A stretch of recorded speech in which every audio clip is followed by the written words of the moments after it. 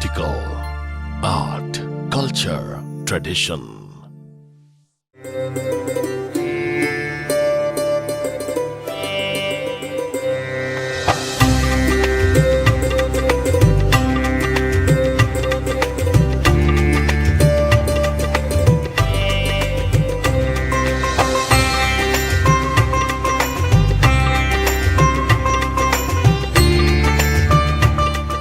Hello and namaste. This is your host Shraddha. Well, India is all about roots and we come from our roots. So today we are going to talk about art and specifically we are going to talk about printmaking. Now let me welcome our today's guest, Mr. Akshay Tajare and Mr. Pankaj Borkar. Hello, I and Article are very fortunate to have you guys here. Welcome. Thank you. So first of all, tell me, how are you guys? Yeah, we are very good. Yes, Pankaj sir, how are you? I am also fine. Okay, so we have started already from a word named printmaking. So tell me about printmaking. What is printmaking? So printmaking generally is a department or a field of a fine art. Generally, we will see the paintings and the sculptures. Okay. So printmaking generated in very few years back Okay. when the artists are working in the paintings, but they want some reproductions of their paintings. Okay. So printmaking helps to create multiple prints of their paintings. Right. So that helps to generate a commercial field also. So धीरे धीरे इस तरह से होने लगा कि painting जो बनने लगे फिर वो प्रिंट में जिस तरह से कन्वर्ट हुए तो उसकी वजह से फिर एडवर्टाइजिंग फील्ड जनरेट हुआ क्योंकि मल्टीपल प्रिंट्स उसमें आने लगे। तो इस तरह से फिर बुक प्रिंटिंग, कैलेंडर प्रिंटिंग, बाकी जितना भी प्रिंट मेकिंग का मीडिया है तो वो इस तरह से जनरेट हुआ धीरे धीरे करते करते। तो ये जर्नी था प्रिंट मेकिंग का स्टार्ट होने का। ओके, सो प्रिंट मेकिंग मतलब उसमें मुझे लगता है प्रॉपर इंडिया से नहीं है print making. Is it from out of India, like कहीं और से ये आया है कल्चर हमारे यहाँ पे? Okay, great. And wood carving वगैरह भी प्रिंट मेकिंग में आता है? जी हाँ. ओके, सो अभी प्रिंट मेकिंग के बारे में तो हम थोड़ा बहुत जान गए, लेकिन अभी आप आपके बारे में बताइए, आपकी जर्नी बताइए, आप प्रिंट मेकिंग में कैसे आए, आपको इंटरेस्ट कैसा आया, आपके मोटिवेशन क्या थे, आप ये बताइए आपसे. देखा जाए तो जिस तरह से हर कोई बच्चा बचपन में अपनी पढ़ाई होने के बाद 10वीं 12वीं की होने के बाद सोचता है कि नहीं मैं साइंस फील्ड में जाऊंगा, फिर उसके बाद मैं इंजीनियरिंग करूंगा या फिर और इस फील्ड में जाऊंगा. तो उस तरह से मेरे भी कुछ सपने थे कि मैं भी इंजीनियरिंग की तरफ जाऊंगा, लेकिन कुछ सर्कमस्टेंसेस की वजह से, और मेरा थोड़ा बहुत फैमिली बैकग्राउंड आर्ट से था, मेरे चाचा आर्ट फील्ड से ही थे, तो वो थोड़ा सा इंस्पिरेशन था बचपन से. मुझे भी बहुत अच्छा था, मतलब आर्ट में ज्यादा करके मुझे भी पसंद था आर्ट करना. तो फिर 12वीं के बाद एक कॉलेज है यहाँ पर, फाइन आर्ट का कॉलेज है, ये चीज पता चली. वो भी डायरेक्टली फाइन आर्ट के लिए मैं गया नहीं था एडमिशन लेने के लिए, पहले तो फैशन फील्ड के लिए गया था. So we are already hearing this word printmaking. Tell me about what is printmaking. हाय, नमस्कार. प्रिंट मेकिंग एक्चुअली जब पेपर इन्वेंशन हुआ था चाइना में, तो चाइना से ही ब्लॉक प्रिंटिंग का मेथड लोगों को इंट्रोड्यूस हुआ था. सो धीरे धीरे एक समय के बाद ये यूरोपियन यूनियन तक चला गया. तो यूरोप में लार्जली क्योंकि इंडस्ट्रियलाइजेशन हुआ था तो उन लोगों ने मशीन्स डेवलप किए उसके, and then all over world उन्होंने, क्योंकि वो तो कॉलोनियल था, ऑल ओवर वर्ल्ड में तो कॉलोनियल राज था, तो उस तरीके से उन्होंने धीरे धीरे जहाँ जहाँ उनका राज्य था तो धीरे धीरे वहाँ उन्होंने प्रिंटिंग प्रेसेस इस्टेब्लिश किए, एंड धीरे धीरे ये सारी चीज़ें ऑल ओवर वर्ल्ड में होने लगी.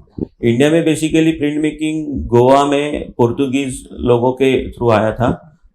बेसिकली पोर्तुगीज जर्मन फ्रेंड्स थे अच्छे, तो लाइक उन लोग ने यहाँ पे इंट्रोड्यूस किया. उसके बाद धीरे धीरे इंडियन आर्टिस्ट लोग ने उसको मेन स्ट्रीम मीडिया में या मेन स्ट्रीम आर्ट वर्क ऐसे उसमें उन्होंने अडॉप्ट किया. Okay, so print making basically जैसे हमारे न्यूज़पेपर्स भी रहते हैं, वो भी कुछ एग्जांपल्स है प्रिंट मेकिंग के. आप कुछ बता सकते हैं एग्जांपल्स प्रिंट मेकिंग के? जैसे इन्होंने बताया कि इंडिया में जिस तरह से अपने यहाँ के आर्टिस्ट लोगों ने उसके ऊपर काम करना स्टार्ट किया, तो बेसिकली सबसे पहले ब्लॉक प्रिंटिंग ही स्टार्ट हुआ था. अच्छा. उसके बाद में धीरे धीरे लेटर प्रेस बनने लगे. तो लेटर प्रेस जो मशीन्स थे उसमें मेटल के या फिर वुड के लेटर्स बनते थे, वो अरेंज कर किए जाते थे. राइट. जिस तरह से न्यूज़पेपर छपता है, आज तो देखते हैं कि सारा डिजिटल मीडिया प्रिंटिंग हो जाता है सब. हाँ. तो पहले एक एक लेटर अरेंज किया जाता था, हाँ उसके ऊपर से फिर प्रिंट होता था। राइट तो ये सारी टेक्निक थी। फिर धीरे धीरे लिथोग्राफी आने लगा, ओके लाइमस्टोन रहता है, ओके उसके ऊपर आते हैं, फिर उस पे इमेजेस बनती थी ओके और फिर उसका प्रिंटिंग होता था। तो अपने यहाँ के बहुत अच्छे एग्जाम्पल है राजा रवि वर्मा, उन्होंने उसका बहुत सारा काम किया, जिसको ओलियोग्राफ कहा जाता है। अच्छा तो उसके ऊपर उन्होंने काफी उनके जो पेंटिंग्स थे उन्होंने प्रिंट मेकिंग में किया। तो Okay. बेसिकली राजा रवि वर्मा को सभी जानते हैं कि उन्होंने सारे भगवानों के इस पेंटिंग्स बनाए, right, ठीक है, right. आप लोग घर में देखते हैं, राइट राइट ठीक है, उन्हीं के वर्क्स देखते हैं। हाँ तो और ज्यादा लोगों तक वो पहुंचने चाहिए, घर घर में जाना चाहिए, इसलिए प्रिंट मेकिंग आया। तो अच्छा प्रिंट के थ्रू ऐसा हो कि उसकी मल्टीपल प्रिंट बनने लगे। अच्छा उनका पेंटिंग कैसा कि एक ही हो सकता है, हाँ। उसकी रिपीटेशन करने जाएंगे तो बहुत टाइम लगेगा। राइट तो कम टाइम में प्रिंट मेकिंग में आप लोग नंबर ऑफ वर्क्स निकाल सकते हो। Right, right. ये प्रिंट मेकिंग हेल्प करता है। राइट गुड सो अभी तो हमने प्रिंट मेकिंग के बारे में थोड़ा जाना है, अभी आप मुझे आपके बारे में बताइए, आपकी जर्नी बताइए, अपनी करियर कैसे चूज किया या फिर आपका क्या मोटिवेशन था इसके पीछे। सो जिस तरह से हर कोई बच्चा अपने 10वीं 12वीं के बाद में सोचता है कि साइंस फील्ड में जाएंगे, इंजीनियरिंग करेंगे, Right. किसी और किसी मैथमेटिकल Right. फिजिक्स की फील्ड में वगैरह जाएंगे। इस तरह से मेरा भी कुछ सपना था कि मैं भी इंजीनियरिंग वगैरह जाऊंगा, हाँ लेकिन थोड़ा बहुत मेरे घर का बैकग्राउंड था फाइन आर्ट्स का, मेरे चाचा भी आर्टिस्ट थे, ओके तो थोड़ा और मुझे भी बहुत अच्छा लगता था इसमें करना। तो Okay. घर वालों ने बोला कि देखो इसमें भी कुछ कर सकती हो। तो तब जानकारी नहीं थी बहुत ज्यादा कि इसमें किस तरह से एंटर किया जाता है, उसकी एंट्रेंस रहती है कि नहीं रहती, ये सारी चीजें पता नहीं थी। हाँ तो थोड़ा बहुत मुझे लेट हो गया था उस टाइम पे, जब मैं एडमिशन लेने गया था तो उस तब एंट्रेंस चली गई थी जो गवर्नमेंट कॉलेज की रहती है, तो इसलिए फिर मैं फैशन के कॉलेज में गया था कि वहाँ पे एडमिशन लेके तो आपको देखते हैं। फैशन में भी इंटरेस्ट है। हाँ, तो वो रिलेटेड Paint, टू द हाँ। ड्राइंग एंड पेंटिंग था। तो ओके ओके एक बार वहाँ पे देखा कि इंटीरियर में या फिर फैशन में भी ओके जा ओके सकते हैं। ऐसा हाँ तो फिर वहां जाकर देखा तो फिर देखा कि चलो और कोई देखता है, तो पता चला कि फाइन आर्ट्स का भी कॉलेजेस है। राइट तो फिर फाइन आर्ट में आए, जिस तरह से इंटरेस्ट था तो वो धीरे धीरे करने लगे राइट और फिर पेंटिंग में एडमिशन ली फाइन आर्ट्स में।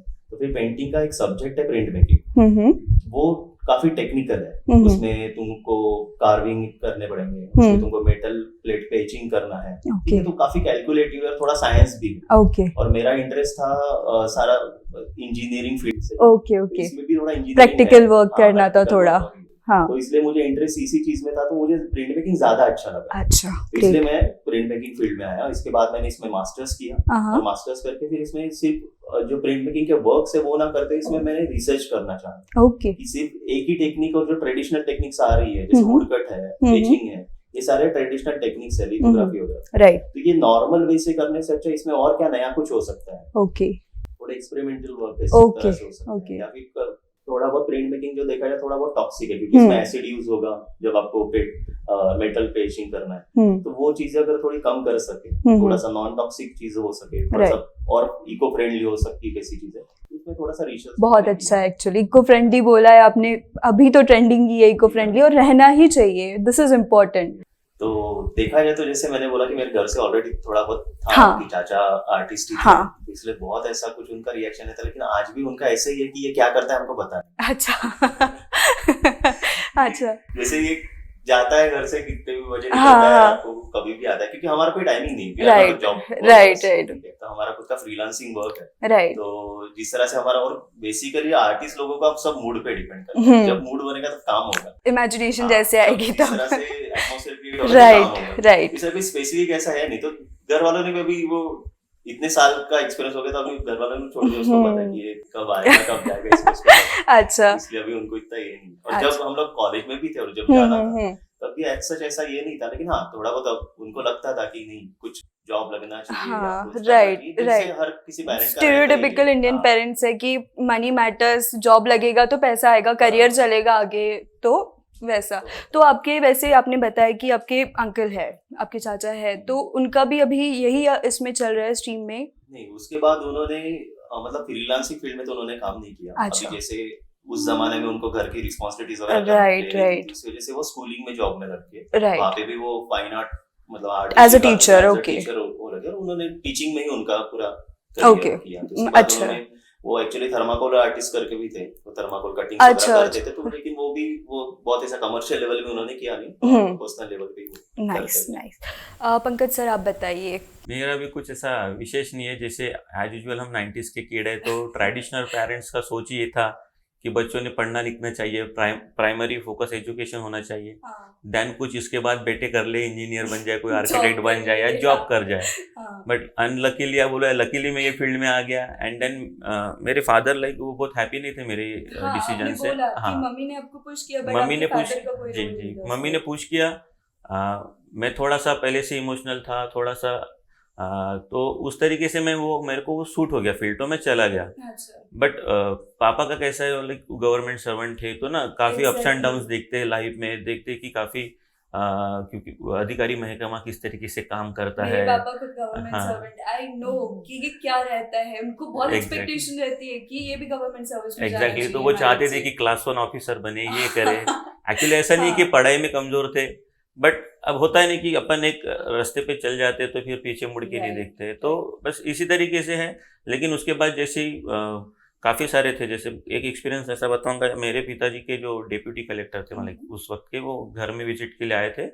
तो उस वक्त उन्होंने मुझे काम करते हुए देखा था, उन्होंने पूछा कि ये लड़का क्या करता है। तो तब पापा लाइक थोड़े से ऐसे कॉन्शियस हो गए कि भाई क्या पूछ रहा है। क्या तो बता हाँ, रहे हैं, हम हाँ। दोनों का इंटरेक्शन अच्छा हो गया, लाइक वो सर का और मेरा इंटरेक्शन अच्छा होने के बाद he was like proud feel करने लगे कि भाई अच्छा, वो उन्होंने काफ़ी इनकरेज किया कि ये अच्छे लाइन में है, ये अच्छा। अच्छे स्ट्रीम में है, इसने और फोकस करना चाहिए, आप इसको सपोर्ट करो। एंड उसी के कारण फिर काफ़ी सारे बाबा के बिहेवियर में भी चेंजेस आए। फिर वो मुझे मोटिवेट किया उन्होंने, फिर मैं शांति निकेतन गया, जो कि यहाँ से हाँ। 1100-1200 किलोमीटर दूर है। हाँ, और बेसिकली अपना कंफर्ट जोन छोड़ के जाना एक डिफिकल्ट हो जाता है। बहुत difficult। और जैसे आपने कहा फूडी हो, मैं भी फूडी हूँ। एंड शांति निकेतन थोड़ा सा ना एक फूड के लिए ना थोड़ा सा कंजर्वेटिव फूड से वहाँ पे Right. इस तरीके से अपने यहाँ जैसा मिलता है। एंड अगेन वो ग्रामीण क्षेत्र होने की वजह से तो टोटली culture हो डिफरेंट जाता है। बट धीरे धीरे अडॉप्ट करना तो ह्यूमन नेचर है, तो Right. वो भी सीख गए, करते गए। बहुत अच्छा है। ओके, सो अभी हम जानते हैं कि अभी आपके पेरेंट्स के रिएक्शन तो मुझे पता चल गया, अभी हम देखते हैं कि इंडिया के क्या रिएक्शन रहते हैं।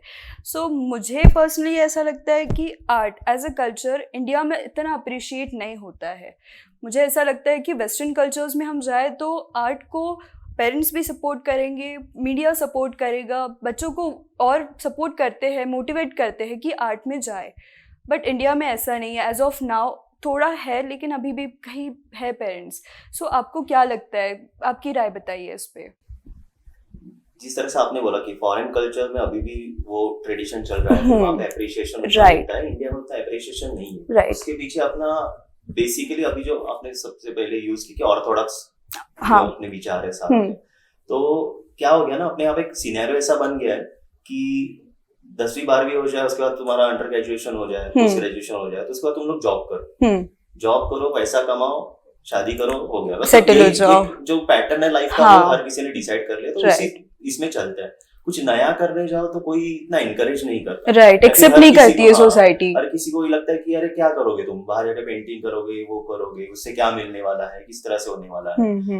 वैसे देखा जाए तो कुछ साल पहले, कुछ मतलब 90s के टाइम पे ऐसा होता था कि तब थोड़ा था, जब एमएफ हुसैन और ये सारे आर्टिस्ट राइट। तो तब थोड़ा बहुत कल्चर इंडिया में भी था, क्योंकि थोड़ा बहुत यूरोपियन कल्चर तब था।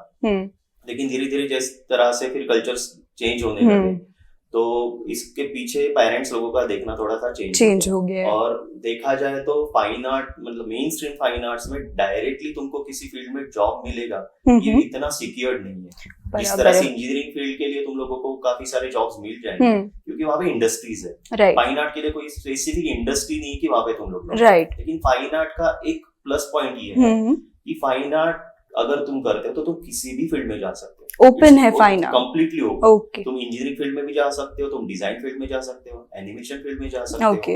Even though mass communication field उसके लिए ओपन है, तो हर कोई फील्ड में जा सकता है।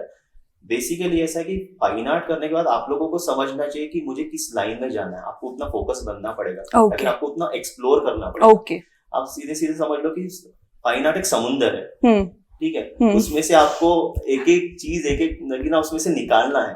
तो आपको कौन सी फिश पकड़नी है, फिर आपको कितना उसके डीप जाके वो अपने पे डिपेंड करता है, एक्सप्लोर करनी है, वो आपके ऊपर डिपेंड करता है। Right, right. तो बेसिकली जिस तरह से अभी सिनेरियो चेंज हो रहा है, काफी सारे इंस्टीट्यूट्स इंडिया में हैं, राइट, बहुत सारी जगह पे कल्चरल प्रोग्राम्स हो रहे हैं, और वैसे देखा जाए तो नागपुर में भी और पूरे इंडिया में भी डाइवर्सिटी है अपने यहाँ पे। राइट। ठीक है, अलग अलग कल्चर्स है, अलग अलग टाइप ऑफ आर्ट है, अलग अलग फोक आर्ट्स है। जैसे अपने महाराष्ट्र का वारली पेंटिंग सभी को पता होगा, हाँ, है ना? हाँ। उस तरह से ही राजस्थान में जाओगे तो मिनिएचर पेंटिंग्स है। अच्छा। मुगल आए थे तो उनका मिनिएचर पेंटिंग। अच्छा।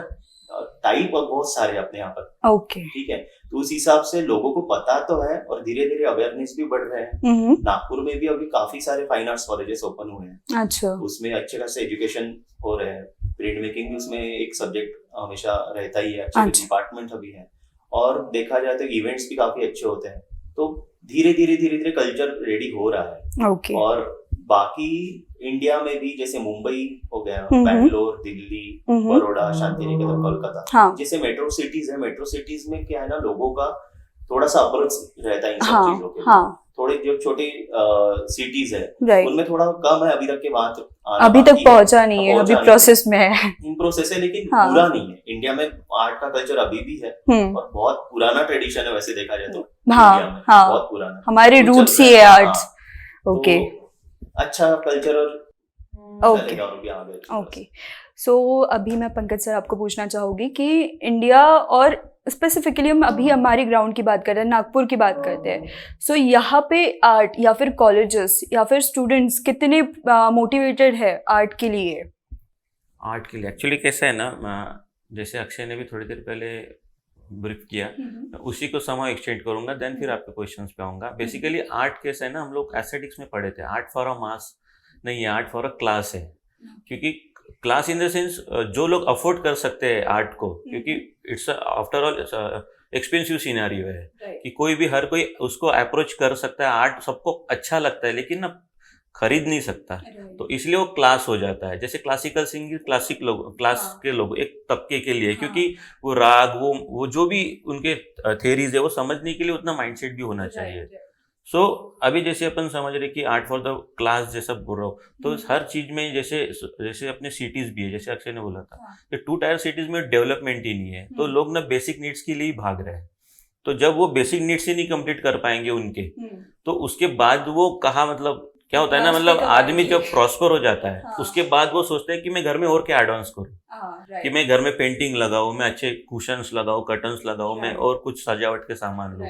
पर आप इंडिया के साथ पहले से ही कॉलोनियल, अपन ब्रिटिश राज में थे, उसके बाद काफी समय अपना गरीबी से जूझते गया इंडिया में। तो कुछ कुछ शहर ऐसे जहाँ पे प्रॉस्पर हो गया आर्ट, बट कुछ कुछ शहरों में नहीं हुआ। तो नागपुर एक ऐसा है कि नागपुर में भी काफी अच्छे आर्टिस्ट है जिन्होंने अपना काम करते रहे, क्योंकि मुंबई काफी ज्यादा दूर नहीं था नागपुर से, तो काफी इन्फ्लुएंस था। तो चलते रहा और काफी अच्छा कम्युनिटी यहाँ डेवलप्ड हुआ है। तो अब इसका जो ऐसा आप पूछ रहे कि बच्चों में क्या ये है इन्फ्लुएंस है या क्या कॉलेजेस है, वैसे देखा जाए तो कॉलेजेस कंपेरेटिवली 20 इयर्स बैक बहुत अच्छे कॉलेजेस अभी आए हैं, फैसिलिटीज अच्छी है, एटमॉस्फेयर अच्छा बना हुआ है। सोशल मीडिया आजकल उनको ऑनलाइन में भी काफ़ी सारे नॉलेज गेन टूल्स है, तो बच्चों के लिए काफी आसान हो गया है। सोशल मीडिया से और इजी हो गया। सोशल मीडिया के कारण और एक ऑप्शन ये भी है कि अगर वो एजुकेशन भी नहीं करते, अनस्कूल्ड रहते हैं, अभी नया टर्म्स है अनस्कूल्ड करके एक टर्म है कि लोग पढ़ते भी नहीं है, तो वो अपने से ही इवॉल्व होते हैं, अपने से ही सीखते हैं, सेल्फ लर्निंग करके भी ग्रो करते हैं। ऐसे काफी सारे एग्जाम्पल्स है। आप अनस्कूल्ड करके काफी इंस्टाग्राम पे भी ग्रुप्स है, तो आप उन लोग को देखेंगे, वो लोग ना खुद से ही अपना स्टार्ट कर रहे हैं, कुछ ना कुछ करते जा रहे हैं एंड समहाउ एक ये स्टेज पे भी आ गए कि अब वो काफी अच्छा अर्न कर रहे हैं, सक्सेसफुल भी है। तो मैंने अभी रिसेंटली एक आर्टिकल पढ़ा था, एक फोटोग्राफर है, वो लड़की है एंड वो अनस्कूल्ड है एंड वो ट्रैवल करती है, ब्लॉगिंग से भी अर्निंग करती है, फोटोग्राफी से भी अर्निंग करती है। सो अब वो लाइक ना ऐसा वो आदर्श बन गई है लोगों के लिए। अच्छा। एक स्टेज पे पहुंच गई है कि लोग चाहते हैं कि मैं इसका जैसे बनूं। अच्छा। उसका कोई MFA बैकग्राउंड नहीं है, कोई BFA बैकग्राउंड नहीं है, इवन दो 12th भी पास नहीं है। अच्छा। तो बोलने का तात्पर्य ये है कि हर चीज को एजुकेशन के थ्रू मत देखिए, अपन पैशंस फॉलो करो, अपने ड्रीम्स को फॉलो करो, तो जाके कुछ होगा। तो बच्चों ने ये भी सोचना चाहिए कि अगर बेसिक एजुकेशन अगर लेते हैं तो वो तो वेल एंड गुड ही है, मतलब आइसिंग ऑन द केक बोलते हैं ना, वो रहेगा उनके साथ, वो बैकग्राउंड में रहेगा कि मेरा एजुकेशन है तो बेस मजबूत रहेगा, लेकिन उसके अलावा ये भी सब कुछ कर सकते हैं बच्चे। ग्रेट। सो आप अभी मुझे ये बताइए कि हमारे नागपुर में कितने कॉलेजेस है अभी फाइन आर्ट्स के लिए करंट सिनेरियो में? सिनेरियो में देखा जाए तो 6 से 7 कॉलेजेस हैं। 6 से 7। एक तो गवर्नमेंट कॉलेज सबसे मेन जो कॉलेज है हाँ। गवर्नमेंट का वो नागपुर में है, और महाराष्ट्र में से 3 ही कॉलेज है गवर्नमेंट के। अच्छा एक नागपुर में, एक मुंबई का जेजे स्कूल ऑफ आर्ट और औरंगाबाद का। अच्छा। तो नागपुर का एक फाइन आर्ट का गवर्नमेंट कॉलेज अच्छा है, वो बड़ा है। उसके बाद में गवर्नमेंट का और एक एमएफए डिपार्टमेंट करते हैं, अच्छा वो है जो मास्टर्स के लिए वहाँ पे होता है। वहाँ पे डांस, म्यूजिक, ड्रामा, सारी कल्चरल एक्टिविटीज का होता है। उसका सिस्पा करके कॉलेज है, नटराज करके कॉलेज है, एक श्री कला महाविद्यालय है। तो ऐसे अलग अलग काफी सारे कॉलेजेस है जहाँ पर आर्ट प्रैक्टिसेस अच्छी तरह से होने लगी। So now we have covered everything, and we are currently sitting in your studio, Chitta. Tell me, guys, about the studio. What you have here? Actually चित्त शब्द जो है ये संस्कृत शब्द है, एंड चित्त बेसिकली इसका अगर आप अर्थ ढूंढेंगे तो वो माइंड से रिलेटेड है। संस्कृत में देखा जाए तो चित्त माने जहाँ हम माइंडफुलनेस हो, जहाँ एक एटमॉस्फेयर हो, जहाँ अपन अपना मन लगाए, मेडिटेट करे, और बेसिकली आर्ट भी थोड़ा सा एक मेडिटेटिव प्रोसेस है। सो इसलिए हम लोग ने वो चित्त नाम रखा कि भाई हम जहाँ आके लोग अपना समय अच्छा फोकस रहे या वहाँ आके अपने चित्त लगाए। और बेसिकली चित्त का नाम चित्त जो है कुछ कालांतर के बाद उसका अपभ्रंश होकर चित्र हो गया, और फिर वो जो चित्रकला शब्द जो है वो चित्तकला का ही अपभ्रंश है। Great. तो थॉट बेसिकली वही है चित्त studio. Okay. So print making ये आपके यहाँ पे स्टूडियो में होता है, प्रॉपर प्रिंट मेकिंग का। तो आपके यहाँ पे मशीन्स वगैरह है, और क्या क्या इसके मतलब और कौन से टाइप्स है प्रिंट मेकिंग में, आप ये बताइए मुझे। प्रिंट मेकिंग में जैसे देखा जाए तो सबसे बेसिक जो प्रिंट मेकिंग का है वो है ब्लॉक प्रिंटिंग। अच्छा। जो वुड ब्लॉक्स बनते हैं, हाँ, न्यूज़पेपर में जैसे आपने बताया। वो अभी जो करंट सिनेरियो में जो चल रहा है, आप लोग देखते हो कि टेक्सटाइल पे ज्यादातर के यूज होता है, जैसे साड़ी वो पे प्रिंट होता है, हाँ। या फिर अपने बेडशीट्स पे वगैरह प्रिंट होता है, तो हाँ। वो ब्लॉक प्रिंटिंग प्रोसेस होता है। ओके। तो ये हो गया ब्लॉक प्रिंटिंग। उसमें भी काफी अलग अलग मीडियम्स आते हैं, जैसे वुड ब्लॉक पे प्रिंट होता है, गैलाइनो मीडियम है जो थोड़ा रबर मीडियम रहता है, उसके मैंने आपके YouTube चैनल पे देखा था कि आपने एक टी शर्ट पे प्रिंट किया था, तो वो भी उसी का एग्जांपल है ब्लॉक में? नहीं, वो ब्लॉक का नहीं था, वो ट्रांसफर प्रोसेस है, Okay. वो अलग है। इसे देखा जाए तो प्रिंटिंग में काफी बहुत सारी टेक्निक्स है Okay. अलग अलग। तो सबसे पहले है वुड ब्लॉक प्रिंटिंग, जो रिलीफ प्रोसेस कहते हैं। दूसरा आता है intaglio process. Okay. Relief process में क्या होता है कि जो भी आपका सरफेस है उसका जो टॉप एरिया है उसका प्रिंट होता है। और सेकंड है इंटैग्लियो प्रोसेस, उसमें जो रहता है कि आपका जो सरफेस है उसका जो इनर पोर्शन है, मतलब जैसे देखा जाए तो इसमें बेसिकली मेटल सरफेस आता है। अच्छा। तो मेटल के ऊपर कुछ एसिड्स और इसके टेक्निक की वजह से इसके ऊपर कोरोजन किया जाता है, और वहाँ पे ड्राइंग क्रिएट किया जाता है। अच्छा। उसमें ऐसा था कि उसमें ग्रूव्स क्रिएट होते हैं। ओके। वो जो ग्रूव्स बनेंगे वो ग्रूव का प्रिंटिंग होता है। ओके। तो वो इंटैग्लियो प्रोसेस है। ओके। उसके बाद में आता है कुछ प्लेनोग्राफी, जो प्लेन सरफेसेस वगैरह होता है, तो उसमें लिथोग्राफी आ गया, स्क्रीन प्रिंटिंग आ गया, जो अभी खास करके ज्यादातर यूज होता है, जो कमर्शियली काफी कुछ चलता है। तो ये सारी टेक्निक्स जो थी ये पहले कमर्शियलाइज ही चलती थी। अच्छा। ये फाइन आर्ट्स में ही आएगी, ऐसा कुछ ऐसा मतलब स्पेसिफिकली फाइन आर्ट्स के लिए बनाई गई थी ऐसा नहीं, ये सारी कमर्शियल चलने वाली। अच्छा। तो फिर धीरे धीरे ऐसा हो कि टेक्नोलॉजी चेंज होते गए, क्योंकि ये सारे मैनुअल प्रिंट मेकिंग टेक्निक्स हैं। राइट। उसके लिए मैनवर्क ज्यादा लगता था, टाइम ज्यादा लगता था। फिर धीरे धीरे ऑफसेट प्रिंटिंग आ गया अभी, तो एक ही प्लेट बनता है, उसी के ऊपर आप सारे कलर्स का प्रिंटिंग ले सकते हो, जो CMYK के में डिवाइड होता है। अच्छा। तो ये सारी प्रोसेस पहले उसके लिए अलग अलग प्लेट्स बनाओ, उसके लिए अलग अलग चीजें बनाओ, फिर इतना मैनवर्क लगता था। तो ये धीरे धीरे कमर्शियली बंद हो गया, लेकिन फाइन आर्ट अभी भी उसको एडॉप्ट करके है। तो वो सारी उसमें प्रैक्टिसेस अभी भी चल रही है। अभी मतलब मशीनरी ज्यादा आ गया है सब चीजों के लिए। ओके। मैनुअल प्रिंटिंग बंद हो गया, डिजिटल मीडिया हो गया, तो और ज्यादा इजी हो गया। लेकिन फाइन आर्ट अभी भी उसको चला रहा है, तो हम लोगों ने भी उसको रखा है, क्योंकि हमको पर्सनली बहुत अच्छा लगता है ये सारी प्रोसेस करना, क्योंकि आर्ट ही ऐसा है, जिस तरह से इन्होंने बताया कि मेडिटेशन है, तो उसमें ऐसा कि वो आर्टवर्क का जो फाइनल रिजल्ट आने वाला है वो तो अच्छा रहेगा, लेकिन उसकी जो प्रोसेस है माइंडफुलनेस की है पूरी, वो एंजॉय करना और उसमें पूरा विलीन होकर काम करना, वो ज्यादा इम्पोर्टेंट है, वो ज्यादा अच्छा लगता है, वही तुमको प्लेजर देता है। ओके। तो प्रिंट मेकिंग भी ऐसा है कि उसमें तुम लोग पूरा उसमें डेडिकेटेडली जब काम करते हो, अलग अलग टेक्निक में काम करते हो, और बहुत बार टेक्निकली होने की वजह से ऐसा होता है कि आप करना कुछ और चाहते हो और उसका रिजल्ट कुछ और निकलता है, राइट, तो वो और एक कुछ अलग रिजल्ट देता है, उसकी मजा कुछ और है। ओके। तो बेसिकली हमारा स्टूडियो चालू करने का रीजन ही वही था कि एक तो हमारा भी प्रैक्टिस उसमें चलता रहे, क्योंकि ऐसा ना हो कि जिस फील्ड में हमने काम किया है वो कमर्शियल की वजह से या फिर कुछ बाकी प्रेशर की वजह से वो सारी चीजें छूट जाए। और जो कुछ बच्चे जो BFA किए हैं और जिनको इस फील्ड में आगे कुछ काम करना है, मास्टर्स के लिए जाना है, बहुत सारे ऐसे हमारे स्टूडेंट्स हैं जो अब्रॉड के लिए जाते हैं मास्टर्स के लिए। अच्छा, तो उसके लिए उनको पोर्टफोलियो बनाना है। ओके, क्योंकि अच्छा तुम्हारा पोर्टफोलियो रहेगा तो Right. presentable रहोगे, Right. तो तुमको एडमिशन मिलेगा। तो इस तरह से वो बच्चे यहाँ पर आते हैं काम करने के लिए, क्योंकि देखा जाए तो इंडिया में काफी कम ऐसे कम्युनिटी स्टूडियोज है जहाँ पे आप लोग जाकर प्रिंट मेकिंग का काम कर सकते हो। और महाराष्ट्र में तो बहुत ही कम है, मतलब Right. ना के बराबर है। जैसे हमारा अभी धीरे धीरे अभी कम्युनिटी स्टूडियो की तरफ हम लोग जा रहे हैं। फिलहाल तो हमारा पर्सनल स्टूडियो ही है। कम्युनिटी स्टूडियो हम लोग धीरे धीरे उसको डेवलप करेंगे जैसे जैसे और आगे बढ़ेंगे। तो बेसिकली कम्युनिटी स्टूडियो में ऐसा ही रहता है कि लोग आते हैं वहाँ पे अपना आर्ट एक्सचेंज करते हैं, बाहर से लोग आते हैं वहाँ पे काम करेंगे, इंटरेक्शंस होते हैं, अच्छा, नए नए वर्क लोगों को दिखते हैं। अच्छा, तो हमारे यहाँ भी वैसे स्टूडेंट्स आते हैं काम करते हैं जिन लोगों ने मास्टर्स कर लिया है, या फिर इंडिया में ऐसे बहुत सारे ऐसे कुछ ऑर्गेनाइजेशंस है, ललित कला करके हैं, और भी बहुत सारे कुछ प्राइवेट ऑर्गेनाइजेशंस है जो बीच बीच में कॉम्पिटिशंस रखते हैं, ओके, या फिर कुछ अवार्ड्स रखते हैं, ओके, तो उसमें पार्टिसिपेट करना रहता है।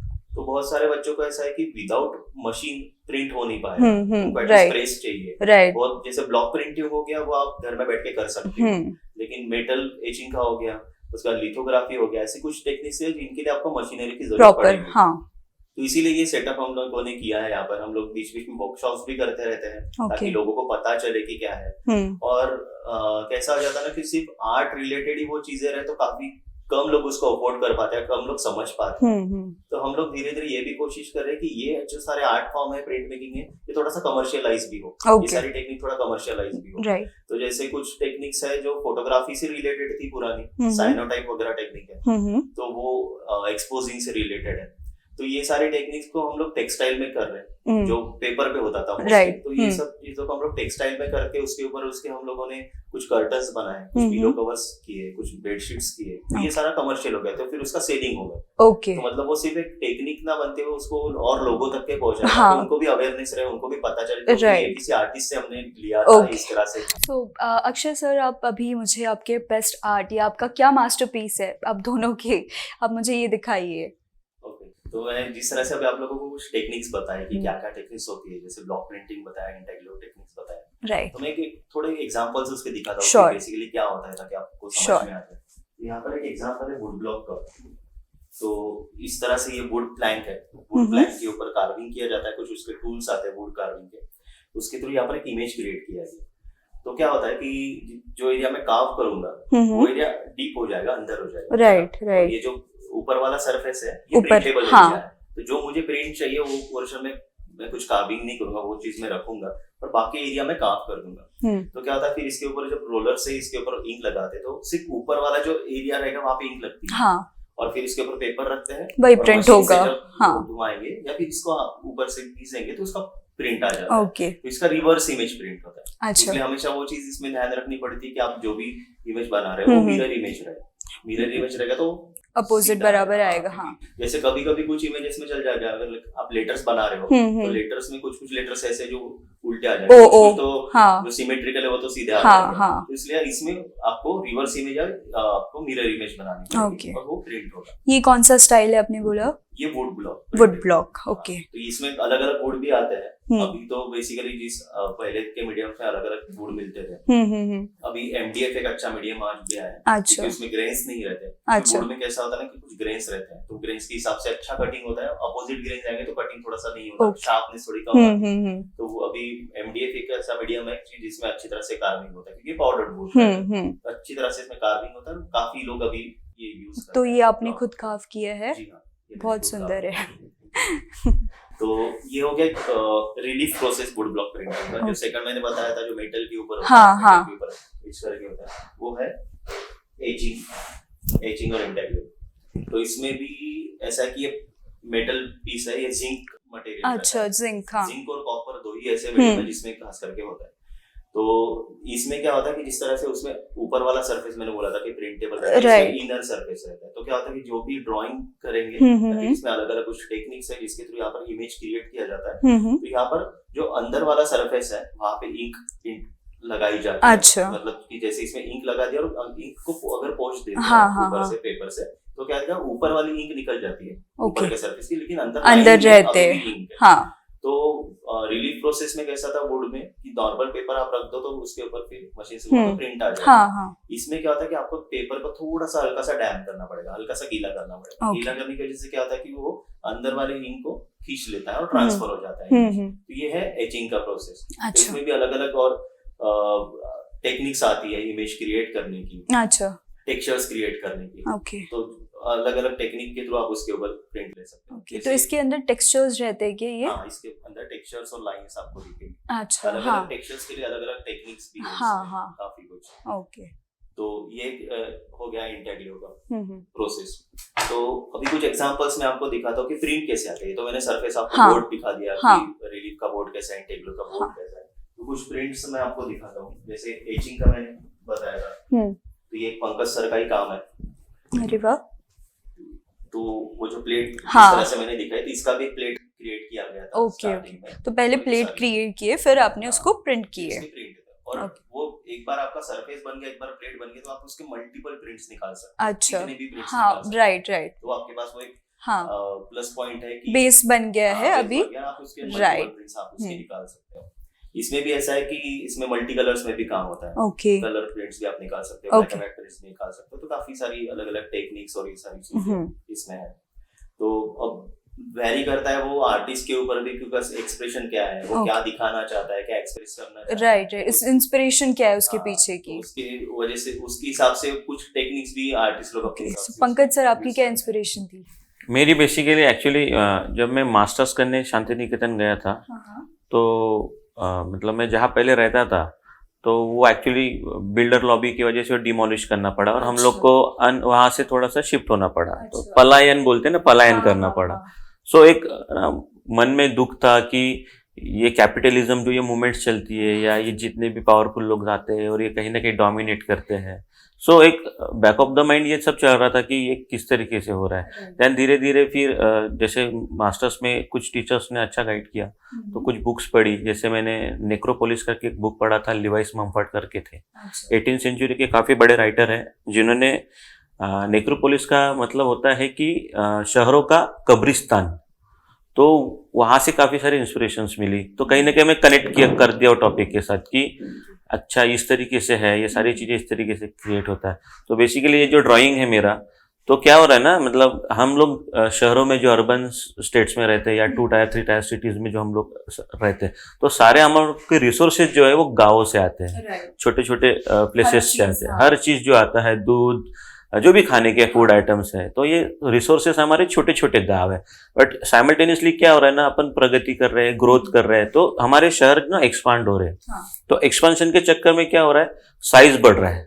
और इंडिया ऐसा कंट्री है, हमारे यहाँ लैंड बहुत है, तो हम लोग वर्टिकल डेवलपमेंट कर रहे हैं, हम लोग हॉरिजॉन्टल डेवलपमेंट कर रहे हैं, हम लोग वर्टिकल डेवलपमेंट नहीं कर रहे हैं। क्योंकि इंडिया में कैसा है ना, हम लोग को तुरंत उतरना है नीचे, हमको जाना है, मार्केट जाना है, तो हम लोग वो 100 फ्लोर पे रह के नीचे नहीं आ सकते। तो क्या हम लोग हॉरिजॉन्टली डेवलप्ड हो रहे हैं। तो उस वजह से क्या हो रहा है ना, हम लोग छोटे छोटे गाँवों को अंदर घींचते जा रहे हैं। तो हम लोग को हमारे रिसोर्सेज खत्म कर रहे हैं। क्योंकि जब हम अर्बनाइजेशन की तरफ जा रहे हैं तो गाँव भी कहीं ना कहीं उसके चपेटे में आ रहा है। तो वो बेसिकली वहाँ का जो फार्मर है वो शहरों में आ जा रहा है, तो रिसोर्सेज खत्म हो रहे हैं। तो मेरे कंसेप्ट में ये था कि जैसे शहर बढ़ रहा है तो शहर ने एक मॉन्स्टर रूप ले रहा है ना, एक मॉन्स्टर रूप ले रहा है और धीरे धीरे रिसोर्सेज को खा रहा है। तो उसमें प्लांट्स, इंडस्ट्रियलाइजेशन हो रहे हैं, प्लांट्स लग रहे हैं, कंस्ट्रक्शन हो रहा है, कंक्रीट आ रहा है। तो एंड ऑफ द डे क्या होगा, ह्यूमंस खत्म हो जाएंगे या सब वैनिश हो जाएगा, लेकिन जिंदा क्या रहेगा, मैनमेड ऑब्जेक्ट्स जिंदा रहेंगे, कंक्रीट रहेगा। क्योंकि कंक्रीट हजारों साल तक उसको कुछ नहीं होता, प्लास्टिक को हजारों साल कुछ नहीं होगा। तो ये मैनमेड ऑब्जेक्ट्स रहेंगे, बाकी सब डिमोलिश हो जाएगा। तो जो कंसेप्ट था लिवाइस मम्फर्ट का कि ये शहरों का कब्रिस्तान है, तो हम लोग क्या है, हम लोग ग्रोथ की तरफ नहीं जा रहे हैं, हम लोग सस्टेनेबल या इको फ्रेंडली डेवलपमेंट्स की तरफ नहीं जा रहे हैं, हम लोग नेक्रोपोलिस की तरफ जा रहे हैं। अभी हम लोग मेट्रोपोलिन बोलते हैं, कॉस्मोपोलिट बोलते हैं, तो हम कहाँ जा रहे हैं, अभी नेक्रोपोलिस की तरफ जा रहे हैं। तो मेरा बेसिकली कंसेप्ट यही था। तो ये तो हो गया एचिंग का जो प्रोसेस बताया, उसका एक प्रिंट हो गया। और उसके बाद में आप लोगों ने देखा होगा कि कमर्शियली स्क्रीन प्रिंटिंग बहुत ज्यादा चलता है। जैसे पत्रिका वगैरह बनती है, बहुत सारी जगह पे टी शर्ट प्रिंटिंग वगैरह होता है। तो ये एक उसका एग्जांपल था। तो इसमें ग्रेडेशन वाले वर्क थोड़े बहुत कम होते हैं इसमें, क्योंकि पैटर्न में काम किया जाता है। तो इसमें थोड़े कट पैटर्न में स्क्रीन प्रिंटिंग में काम किया जाता है। तो ये मेरा एक वर्क था ये। जब मैं कॉलेज में था तो मेरे कॉलेज के बैकयार्ड में ये ट्रक खड़ा था। अच्छा। सब कुछ कंस्ट्रक्शन वर्क वहाँ पे चल रहा था। हाँ, तो मुझे वैसे भी व्हीकल्स, उसके मशीनरीज और ये सारी हाँ। चीजों से पहले से फैसिनेशन है। अच्छा। तो ये ट्रक वहां पर खड़ा था और उसके जो बैक साइड में लिखा रहता है वो आवाज तो वाला हाँ, जो हाँ, साइन रहता है ना, राइट। तो वो चीज थी और उस ट्रक के ऊपर ही मेरा नाम लिखा हुआ था अक्षय। अक्षय। तो वो चीज मुझे बहुत अच्छी लगी थी। अच्छा। तो बेसिकली ये क्या था कि ये ट्रक के बैक साइड में था, लेकिन मैंने जब इसका फोटो लिया तो साइड फेस उसका था। तो मुझे वो बैक साइड वाला भी चीज उसमें दिखाने थी, तो मैंने फिर थोड़ा फोटोशॉप में करके डिजिटली वर्क करके उसके ऊपर वो चीज यहाँ पर अच्छा। साइड में ला लिया और थोड़ा कलर स्कीम के साथ में खेल के हाँ। एक मुझे वो एक जायंट ट्रक देख के हाँ, उसकी तरफ हाँ। जो फीलिंग आती है देख के, आपका उसकी वजह ट्रक से है ये वो- अक्षय। हाँ, मेरा ट्रक। ओके। इस तरह से उसका वो एक सिनेरियो वहाँ पे मैंने क्रिएट किया। ओके, नहीं, तो अलग-अलग बहुत टेक्निक- अच्छा है।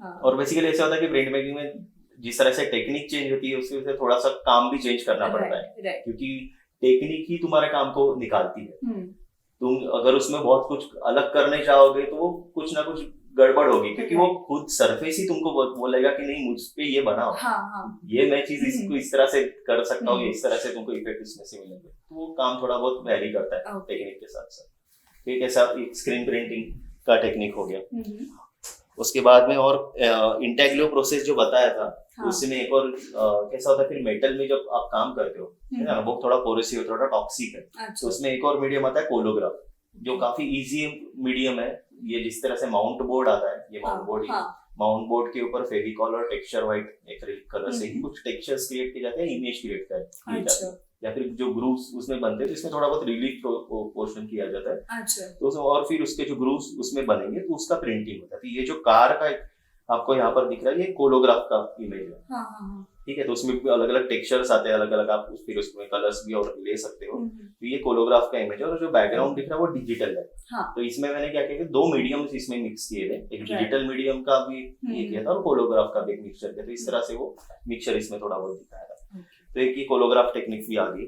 उसके बाद एक अभी जो रिसेंटली हम लोगों का रिसर्च चल रहा है और हम लोग उसमें काफी कुछ काम कर रहे हैं, कुछ हम लोग वर्कशॉप भी कर रहे हैं और इंडिया में हर जगह पे इस चीज का प्रैक्टिस अभी हो रहा है। अच्छा। वैसे देखा जाए तो ये काफी पुरानी टेक्निक है। पर अभी ट्रेंडिंग है। हाँ, जैसे 1850s में कैमरा इन्वेंट हुआ था, तो पहले कैमरास में रोल बनते थे, हाँ। निगेटिव्स बनती थी, हाँ। है ना, उसके बाद वो एक्सपोज होता था। हाँ, हाँ। आप लोगों ने देखा होगा हाँ। कि रेड लाइट का वो Movies में रहता है, देखते movies में हैं, देखा हाँ। है कि वो ऐसे फोटोग्राफ्स हाँ। लगाते हैं, वो एक्सपोज है ब्रोमाइड पेपर पे। Right, right. तो तब के टाइम की एक टेक्निक थी, अच्छा। इसमें दो केमिकल्स यूज होते हैं। अच्छा। वो केमिकल्स को पेपर के ऊपर कोट किया जाता है और फिर इसको इसके ऊपर निगेटिव इमेज फोटोग्राफ की रख के इसको सनलाइट में एक्सपोज देते हैं। अच्छा। तो उसकी वजह से क्या होता है कि जो निगेटिव इमेज था, सनलाइट क्या करता है कि जहाँ पे आपके निगेटिव्स में व्हाइट पोर्शन है हाँ। या ट्रांसपेरेंट पोर्शन है, वहां से उस सॉल्यूशन को रिएक्ट करेगा। हाँ। जहाँ पे ब्लैक है वहां पे नहीं करेगा। फिर उसके बाद जब आप ये वॉश करते हो पेपर, तो आपका पॉजिटिव इमेज इसके ऊपर मिलता है, आपको फोटोग्राफ का इमेज इसके ऊपर अच्छा। मिल जाता है। तो हाँ। कंप्लीटली फाइन डिटेल इसमें प्रिंटिंग आपको Okay. मिलता है। हाँ। तो अभी रिसेंटली ऐसा होगा कि ये टेक्निक में काफी सारे लोग आर्टिस्ट लोग काम कर रहे हैं, हाँ। उनके इमेजेस ले रहे हैं, या फिर इसमें आप फूल पत्ती रख के भी प्रिंट कर सकते हो। हाँ। बहुत सारी ऐसी अलग अलग टेक्निक चीजें अभी रख के वो इसमें कर सोशल सकते हो। मीडिया पे भी फिल्टर्स देखी हाँ। मैंने ऐसे। तो काफी कुछ इसमें चल हाँ। रहा है, ये ट्रेंडिंग में अभी फिलहाल चल काफी रहा है। अच्छा चल रहा है ये। और इंडिया में काफी कुछ प्रैक्टिस हाँ। सारी चीजों में हो रही है। और यही फोटोग्राफिकल रिलेटेड टेक्निक्स कुछ और भी हैं जो इसमें लोग नए नए कुछ काम कर रहे हैं। और अच्छा। ऐसी टेक्निक्स ही लोगों को इंस्पायर करती है कि चलो प्रिंट मेकिंग में कुछ काम करना चाहिए या फिर Right. होना चाहिए, Right. इस तरह से। सो अक्षय सर, आप हमारे यूथ को क्या एडवाइस देना चाहेंगे फाइन आर्ट रिलेटेड या प्रिंट मेकिंग रिलेटेड या पूरे आर्ट रिलेटेड, जो एस्पायरिंग यूथ है उन्हें क्या एक एडवाइस देना चाहेंगे? ओके, तो बेसिकली मेरा एक एडवाइस ऐसा रहेगा आज के यंगस्टर्स के लिए, खास करके जो क्या जेनजी उन लोगों के लिए हाँ, खास हाँ। करके, कि ये लोग डिजिटल मीडियाज में इतना ज्यादा खो चुके हैं, हाँ, सोशल मीडियाज में इतना ज्यादा खो चुके हैं Right. कि ये खुद को भूलते जा रहे हैं धीरे धीरे। राइट। अपने जो रूट्स है, बेसिक रूट्स है, उनको भूलते जा रहे हैं, या फिर बहुत ज्यादा ऐसे अग्रेसिव हो रहे हैं, Right. या फिर बहुत ज्यादा ऐसे कंस्ट्रक्टिव हो रहे हैं, है ना, थोड़े इमोशनल लेवल कम होते जा रहे हैं हाँ। धीरे धीरे।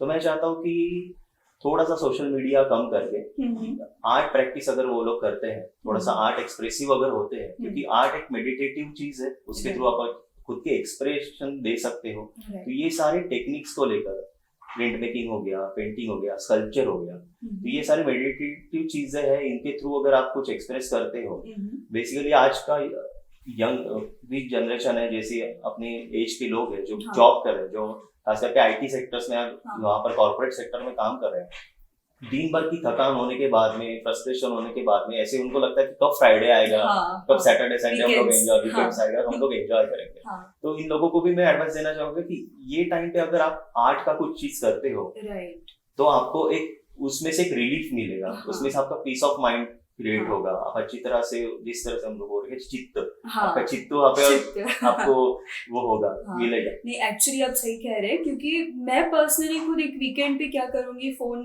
लिया, स्क्रॉल करना यूट्यूब, इंस्टाग्राम, उसके अलावा और कोई ऑप्शंस नहीं है आजकल। ना कोई आउटडोर गेम्स है, ना ऐसी कोई सोशल एक्टिविटीज़ है जहाँ पे हम फ्रीली कहीं अपना माइंड फ्री कर सके या फिर कुछ सीख सके उसमें से। तो ऐसा कुछ नहीं है। तो आई थिंक आपकी एडवाइस मुझे बहुत अच्छी लगी और मैं खुद भी इम्प्लाई करूँगी उसे। ओके, पंकज सर, आप मुझे ये बताइए कि आप पेरेंट्स को क्या एडवाइस दोगे? जैसे पेरेंट्स मोस्टली, अभी स्टेरियोटिपिकल पेरेंट्स की बात कर रही हूँ, तो वो सोचते हैं कि आर्ट एक हॉबी है, ना कि एक मेन स्ट्रीम करियर है। तो आप उन वैसे पेरेंट्स या जनरली सभी पेरेंट्स को आप क्या एडवाइस दोगे? वो कैसे अपने चिल्ड्रन को मोटिवेट कर सकते हैं, खुद भी कैसे मोटिवेट हो सकते हैं? देखिए, मैं कोई मोटिवेशनल स्पीकर नहीं हूँ, बट ना किसी को पेरेंटिंग के टिप्स देना चाहता हूँ। बट बेसिकली एक आप अपने बच्चे का इमोशनल साइड थोड़ा सा समझिए कि वो क्या चाहता है लाइफ में। एंड जैसे अपन काफ़ी सारे मूवीज़ में देख चुके हैं कि ये करना चाहिए, वो करना चाहिए। सो मेरा कहना यही है कि बच्चों का थोड़ा इमोशनल साइड देख के, उनका इंटरेस्ट, उनका पैशन क्या है, उसको सपोर्ट करो, उसका बैकबोन बनो। उसको जो भी वो करना चाहता है उसके लिए इनकरेज करो कि बेटा ठीक है, तू ये करना चाहता है, कर। और मैं आपको एक गारंटी के साथ कह सकता हूँ कि फाइन आर्ट जैसा ब्यूटीफुल स्ट्रीम है कोई है ही नहीं, दुनिया में नहीं है। आपके बच्चे वहाँ से नर्चर ही होंगे, बैकफुट में नहीं आएंगे, कुछ भी उनके साथ गलत नहीं होगा। क्योंकि ना ये बेस है, fine arts is a base है। वो कोई भी स्ट्रीम में जा सकते हैं, कुछ भी कर सकते हैं, काफ़ी पोटेंशियल है हमारे फाइन आर्ट्स में। आप देखेंगे तो काफ़ी सारे ऐसे भी लोग हैं जो उनका प्रोफेशन छोड़ के फाइन आर्ट्स में है। जैसे सुधीर पटवर्धन करके काफ़ी लेजेंडरी आर्टिस्ट है इंडिया में।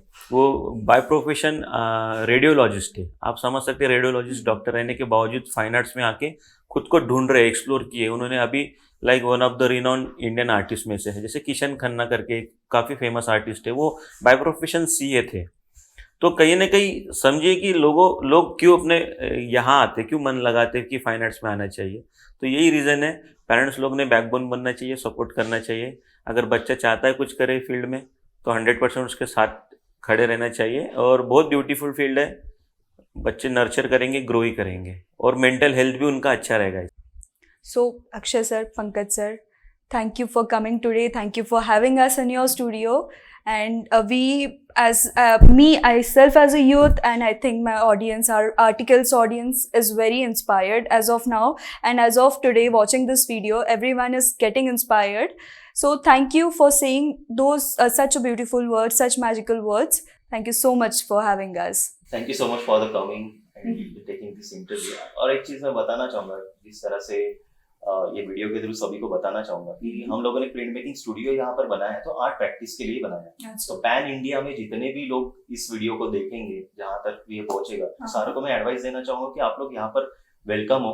जब भी आपको लगता है कि आपको आर्ट में कुछ करना है तो आप कभी भी आओ, हमको कांटेक्ट करो, यहाँ पर आओ। यहाँ पे हम लोगों ने रेसिडेंशियल स्टूडियो जैसा भी है कि आपको अगर रहना है यहाँ पे तो आप रह के काम कर सकते हो और आर्ट को एक्सप्लोर कर सकते हो।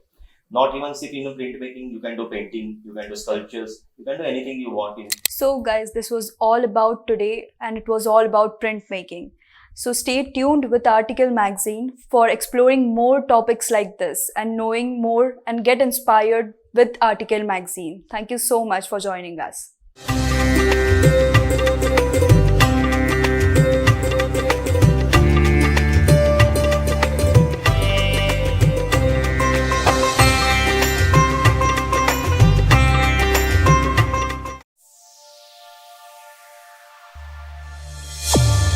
Article, art, culture, tradition.